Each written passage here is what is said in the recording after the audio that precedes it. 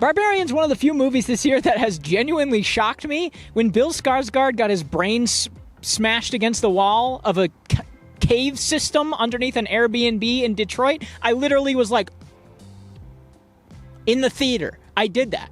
And then I went, Jesus Christ! And the guy next to me was like, oh, I know! But I'm going to go over today why I think it's one of the best, if not the best horror movie of 2022 so far. I think this is a fantastic watch that does a lot with a little. It's a really simple movie. It's about a woman who goes to an Airbnb. Turns out it was overbooked. There's another guy there. And then there's something under the house. We have to come this way.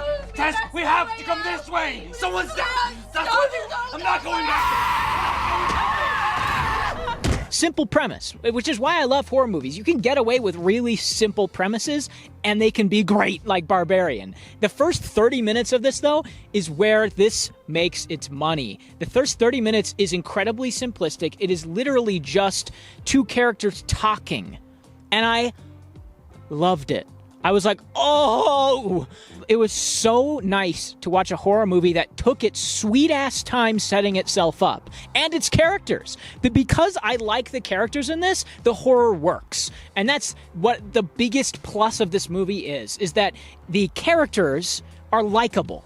And because they're likable, I just hit the funny bone in my knee, whatever that's called, this thing right here. Because they're likable, you're scared for them, and that's why horror works, or that's why it works for me. I think horror is especially good when you're scared for people. Scary situations you can put in anything, and honestly, 90% of the time, they're so outlandish, it becomes not scary. But in this, it is outlandish, and it's silly, and it's goofy, which we can talk about, the tone, but you like these characters so much that you are scared for them in this situation that they are taken very seriously despite some goofiness. And the way they achieve that is by making Bill Skarsgård incredibly endearing and awkward and charming.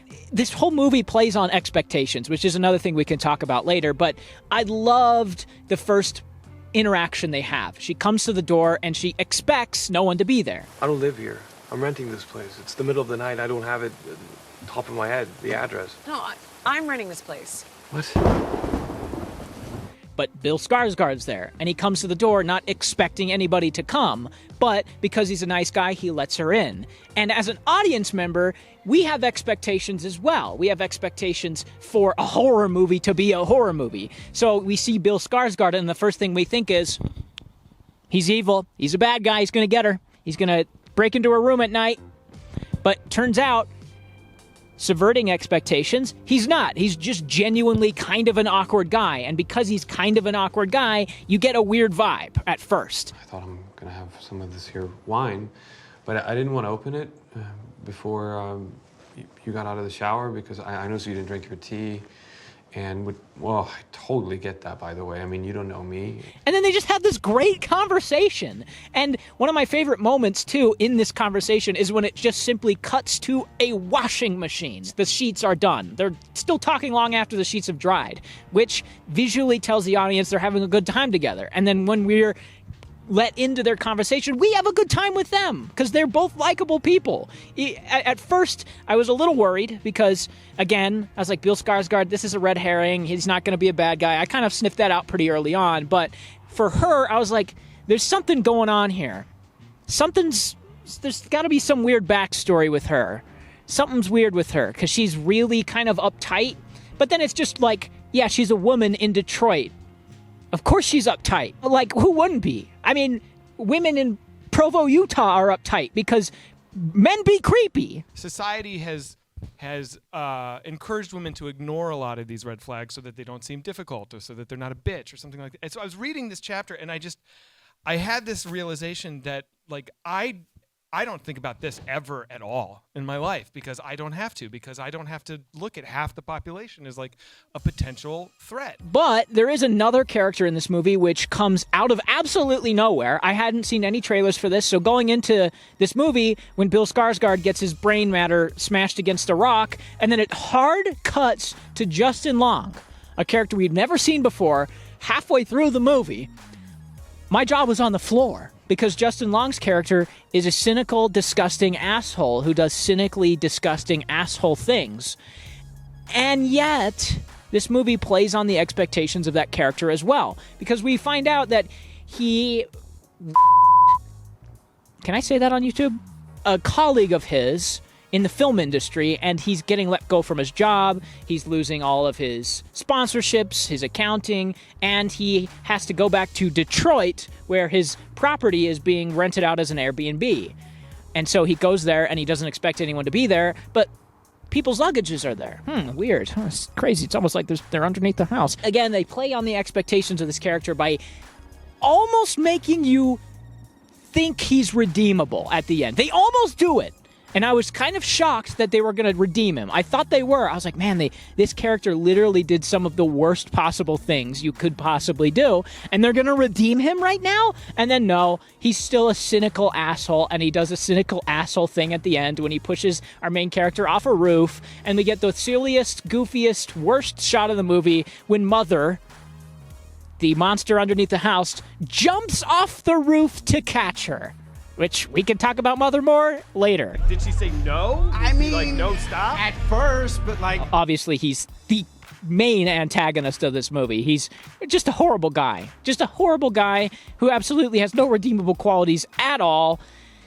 But our main character, everything about her is good. She is incredibly perceptive. She's incredibly smart. She is empathetic as well. She goes back for Justin Long. She is empathetic to this mother creature who has been doing nothing but killing people, except for her because she pretends to be its baby. That's another topic. Editor Rendan here on this chilly, snowy afternoon. I just realized that there's some things that I missed on my initial discussion of this movie. One of the main ones being women and society, and women's relationship with society and men as a whole. I kind of briefly mentioned this, but one of the biggest parts of this movie, aside from its theme of expectations versus reality, is women versus reality, really. It's all about how this main character, Tess, goes about her world, and how being a woman has shaped her world into something that most men don't have to think about, and that is somebody that is on high alert at all times. She is somebody that has been forced or pushed into being the woman she is because of society, because of the patriarchy, to throw out a buzzword. But we see her distrust of people throughout the whole film. Obviously, Bill Skarsgård she distrusts until she gets to know him. There's a homeless man that's trying to save her from the house because he knows what's living in there, and she completely distrusts him as well. She distrusts Justin Long. She just distrusts everyone because that's how women have to be. They have to see a man walking down the street and say, there's a chance that he's going to try and get me. And Justin Long is that guy that would try to get you. And Bill Skarsgård isn't, but you wouldn't know that until you actually knew them. So you have to be on high alert of both of them for the potential of one of them or both of them being that Justin Long character. And then even in the end, when she blows Mother's brains out, she has now completed her turn into being a completely jaded person towards society, because now she can't even trust women necessarily. But that's the one way that she survives through this movie, is through her perception, through society beating her down to the point where she can see that Mother just wants a child, so she becomes that child for her so she can survive. She sees Bill Skarsgård as a threat, and so she really clams up and is very careful around him so she can survive. It's a built-in response thanks to society. Very interesting stuff. If I had been the one that checked in first and you showed up late at night. What, you wouldn't have let me in? Hell no, I wouldn't have let you in. Do you think I'm crazy? But if I was dumb enough to let you in, you wouldn't even think twice. You would just march on in. Wait, you just marched on in. Yeah, because I had to. And it was scary. But she's an incredibly empathetic person, and that's why we are get so attached to her. At least I did. And the characters being so strong, her specifically, really let me get engaged with this story and get scared for her, because I genuinely wanted her to succeed. So when she's getting chased by a gigantic monster who's trying to breastfeed Justin Long, I was like, get the out of there. And this narrative, man, this narrative is so interesting because it takes some really hard turns, like the Justin Long one that comes out of absolutely nowhere. But there's another turn that comes out of even less nowhere. Did that make any sense? I don't think so. When Richard Brake shows up in the 80s in this wonderfully fisheye lensed, hyper idealized version of the 80s. And honestly, it's my least favorite part of the movie. I'm going to be honest. I really dislike this. We could have just figured out ourselves that he is evil, and he was the one using the disgusting camera in the disgusting bedroom doing disgusting things. You could have even had Justin Long watch that VHS tape, and we could have figured that out. We didn't need to see that. We didn't need to see that flashback. We absolutely did not need to. Bad credit or no credit, Martindale Motors will make sure you walk out of our lot with a new set of wheels, and we won't bend you over a barrel.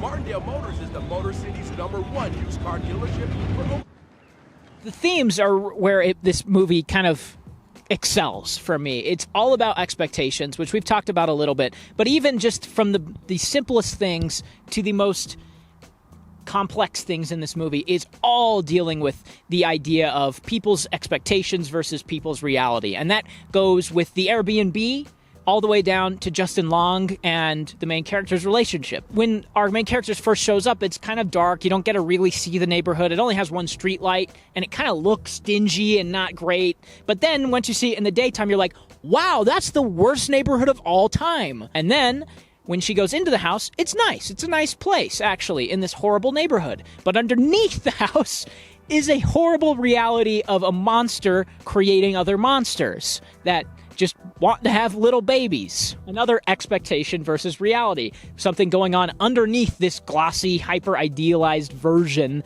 of society. The seedy underbelly of society. It's pretty straightforward. Well, I did try and find somewhere else, but there's like a convention in town or something, and I have a roommate, so it's a little complicated. I guess. Okay, well, just be careful, okay? Seriously. I will. There's all of these themes of the glossy veneer of life and then its seedy underbelly that Justin Long is perfectly encapsulating. There's the house and the underground. There's that glossy and seedy underbelly throughout this whole movie, and I loved that element of it. But I will say, the ending gets a little bit silly. I think the ending kind of falls off. Everything in this is incredibly strong, but from when Richard Brake's flashback occurs on, I thought it got a little bit too goofy with its tone. Now, its tone is very silly for a lot of the movie. It is a pretty straightforward horror movie, but it has incredibly goofy moments throughout, like Justin Long measuring the square footage, or, characters having playful banter here and there. Stuff like that is kind of silly, and it has some moments where I laughed out loud, but then at the end, it feels like there's moments that I should have been taking seriously that I couldn't because they were too silly, like when Mother jumps off the water tower. That shot, it's just not good. I think you could have cut to that from the mother running and jumping to Justin Long looking over the edge and seeing that the main character's still alive. I don't think you needed that shot of her diving down. It just looks too bad. And then there's the ultimate ending, our character arc, where our main character learns that she can't really save everybody. She can't be a good person to everybody, so she blows Mother's brains out and then walks away in a badass shot at the end. But that ending is just a little bit too much. But yeah, I feel like you could have done this just a little differently. It just kind of comes across a little bit too much for me, and I think I've really nailed that point home. But I love this movie otherwise. I think it's incredibly well done. I love the characters. I love the storytelling in it. For the most part, I loved the horror in it. I think it's one of the most genuinely shocking movies of the year if you can go in completely blind. There is some crazy turns it takes narratively that I really enjoyed. Some of the most shocking things that I've seen in a movie this year in terms of narrative twists that caught me completely off guard.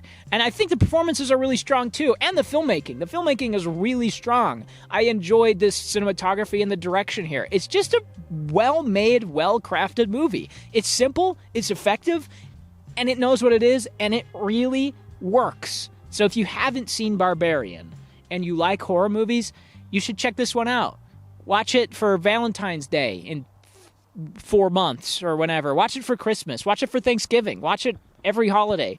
Watch it with your girlfriend. Watch it with your boyfriend. Watch it with your husband. Watch it with your wife. Watch it with your friends. Watch it with yourself. I did. I watched it with myself.